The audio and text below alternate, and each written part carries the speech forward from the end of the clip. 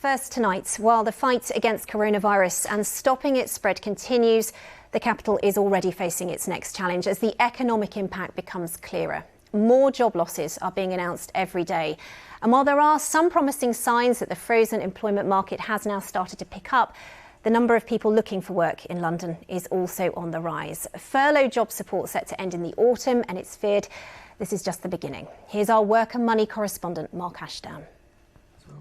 For Chanel, job hunting has been all-consuming. Here we go, virtual assistant, 10 hours a week, part-time, perfect. Furloughed and now let go by her previous employer, with the help of a recruitment firm, she's hoping something comes up, and soon. I need to start earning again, so I've started looking, but it's there's not much out there. I'm used to working, I like to know where I stand, and everything's just up in the air at the moment. New figures today show just how hard things have been. Between April and June, there was a 60% decrease in job vacancies compared to the first quarter of the year. There was also a 32% drop in the number of people looking for jobs.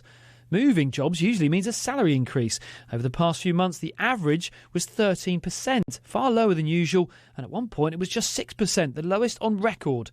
But by the end of the period, job vacancies had risen by 72% and job seekers back up by 19%. There was a huge, drastic shock to the system, and that level of uncertainty meant that businesses put all of their immediate hires on hold. Probably what the government are hoping is that there's some renewed level of productivity, some level of business confidence that trickles back into the marketplace, by which stage people or business owners will be a little bit more comfortable in bringing their staff back. A survey by Mind Gym shows that 80% of workers do miss being in the office, although just 10% miss their manager. The majority say they feel left out of decision-making. Hello, you. And miss the social interaction, catching up with colleagues, those moments you just can't plan. Huge numbers feel working from home is having a negative effect on their mental health, although 80% say they can get away with doing about 2 hours less work a day. 90% do have concerns about coming back to the office, but 20% are already looking for new jobs.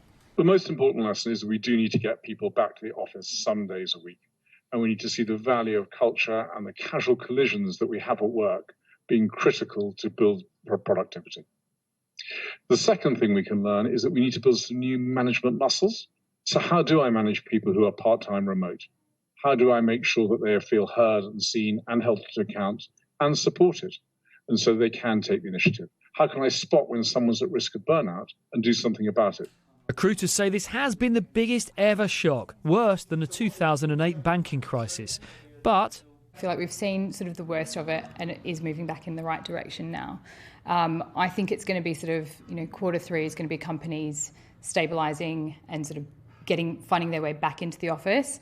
And then quarter four is going to be all about sort of setting everything up and setting business up for the new year.